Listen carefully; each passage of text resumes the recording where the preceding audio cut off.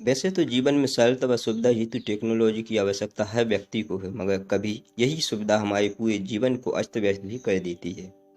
हम आप आए दिन इन टेक्निकल साधनों के गलत उपयोग व इनसे हो रहे अपराधों को सुनते व देखते ही रहते हैं। ऐसे सभी कृत्य जो सोशल मीडिया या टेक्निकल साधनों से किसी को नुकसान पहुंचाने हेतु या किसी तरह की धोखाधड़ी हेतु किए जाते हैं, वह सभी साइबर क्राइम कहलाते हैं। वीडियो आगे जानने से पहले कृपया चैनल को सब्सक्राइब करें, साथ ही बेल आइकन को भी दबाएं, जिससे आपको हमारे चैनल की वीडियो नोटिफिकेशन प्राप्त होती रहे। नमस्कार दोस्तों, मैं हूं दीपक काठिया और आज जानेंगे साइबर अपराध के बारे में। दोस्तों, आज हर कोई टेक्नोलॉजी व सोशल मीडिया के माध्यम से सुविधा व जीवन को सरल बनाना चाहता है, लेकिन कुछ लोगों के द्वारा इन साधनों का दुरुपयोग भी किया जाता है। आए दिन हम सभी ऐसी खबरों को पढ़ते व सुनते रहते हैं। इन सोशल मीडिया व टेक्निकल साधनों से जो धोखाधड़ी या दुरुपयोग जैसे कृत्य होते हैं, वह सभी साइबर अपराध कहलाते हैं। चलिए दोस्तों, पहले हम जानते हैं साइबर अपराध क्या है। केवल एटीएम या बैंक धोखाधड़ी ही नहीं, बल्कि किसी के मोबाइल कंप्यूटर को हैक कर उसके डाटा को नुकसान या चोरी करना, आपत्तिजनक रिकॉर्डिंग, मैसेज या फोटोज भेजना, किसी को गुप्त नाम से धमकाना, बिना मर्जी के किसी का फोन रिकॉर्ड करना, सोशल मीडिया पर गलत अफवाह फैलाना, वायरस व स्पाईवेयर फैलाना, देश की सुरक्षा को बाधित करने फैलाए जाने वाले वायरस आदि कृत्य को साइबर अपराध की श्रेणी में रखा गया है। ऐसे अपराध होने पर साइबर क्राइम कानून के अंतर्गत कार्रवाई की जा सकती है, जहां साइबर थानों के अंतर्गत एक्सपर्ट टेक्नीशियन इस प्रकार के अपराधों की जांच करता है और आपके साथ हुए अपराध पर उचित कार्रवाई भी करता है। चलिए जानते हैं इन अपराधों पर क्या सजा का प्रावधान है। हैकिंग का मतलब है किसी कंप्यूटर डिवाइस, इंफॉर्मेशन सिस्टम या नेटवर्क में अनाधिकृत रूप से घुसपैठ करना और डेटा से छेड़छाड़ करना।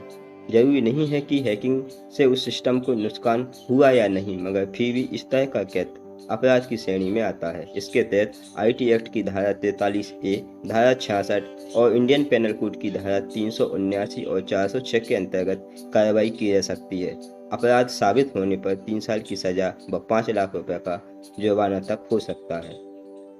डेटा की चोरी, किसी व्यक्ति या संगठन के किसी तकनीकी सिस्टम से निजी या गोपनीय डाटा की चोरी।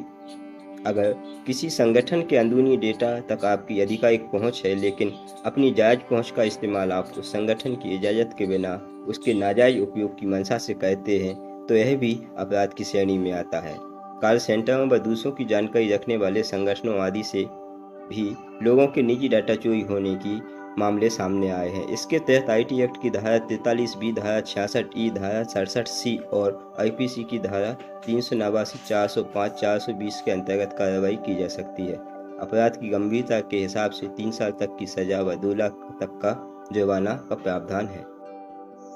किसी दूसरे शख्स की पहचान से जुड़े डेटा की गुप्त सूचनाओं का उपयोग करना, जैसे दूसरों के credit card number, passport number, Aadhaar card number, digital ID card, e commerce transaction password, electronic signature आदि का इस्तेमाल करते हुए शॉपिंग, धन की निकासी आदि करना अपराध है। ऐसे अपराध के लिए आईटी एक्ट की धारा 43 व धारा 66C और आईपीसी की धारा 419 के द्वारा कार्रवाई की जा सकती है, जिसके तहत 3 साल की जेल या 1 लाख का जुर्माना भी हो सकता है।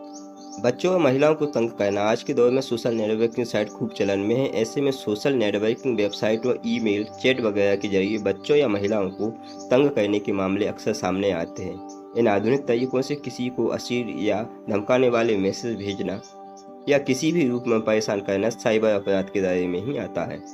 किसी के खिलाफ दुर्भावना से अफवाहें फैलाना, नफरत फैलाना या बदनाम करना भी इस श्रेणी का अपराध है।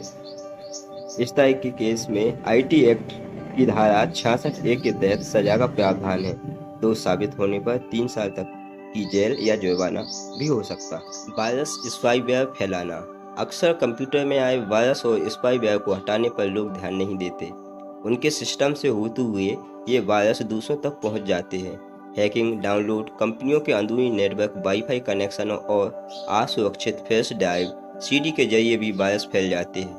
वायरस बनाने वाले अपराधियों की पूरी एक इंडस्ट्री है, जिसके खिलाफ वक्त बेवक्त कड़ी कार्रवाई होती रही है, लेकिन आम लोग भी कानून के दायरे में आ सकते हैं, मगर उनकी लापरवाही से किसी के सिस्टम में कोई खतरनाक वायरस पहुंच जाए और बड़ा नुकसान कर दे।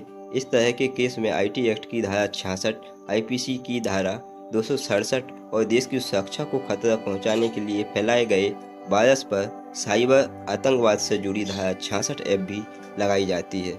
दोष सिद्ध होने पर साइबर वार और साइबर आतंकवाद से जुड़े मामलों में उम्र कैद का प्रावधान है, जबकि अन्य मामलों में 3 साल तक की जेल का या जुर्माना भी हो सकता है। आशा है कि यह वीडियो आपके लिए उपयोगी होगी।